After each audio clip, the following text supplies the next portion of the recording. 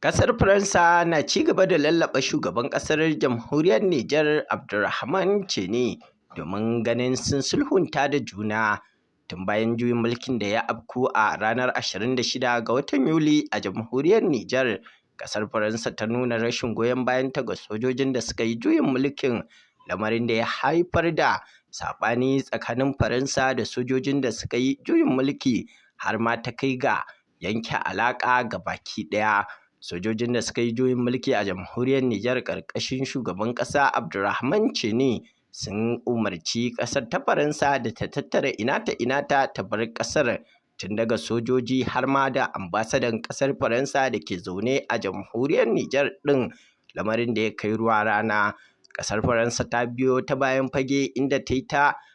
tilasta ƙasar ECOWAS, ƙungiyar ƙasashen ECOWAS, domin matsawa ƙasar Nijar ɗin lamba tare da saka mata takunkumin karya tattalin arziki, lamarin da ya jefa ƙasar jamhuriyar Nijar ɗin a cikin wani hali. A yanzu haka dai an jiyo shugaban ƙasar Faransa Emmanuel Macron a birnin Ouagadougou yana roƙon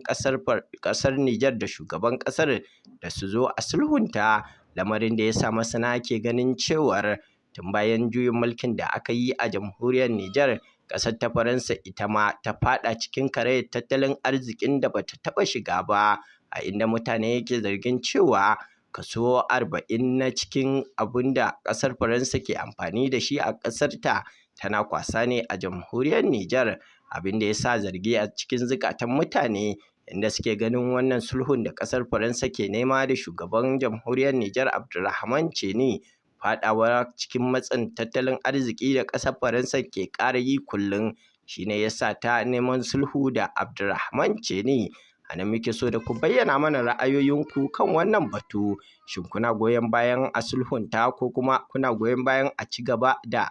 takun saƙa a haka?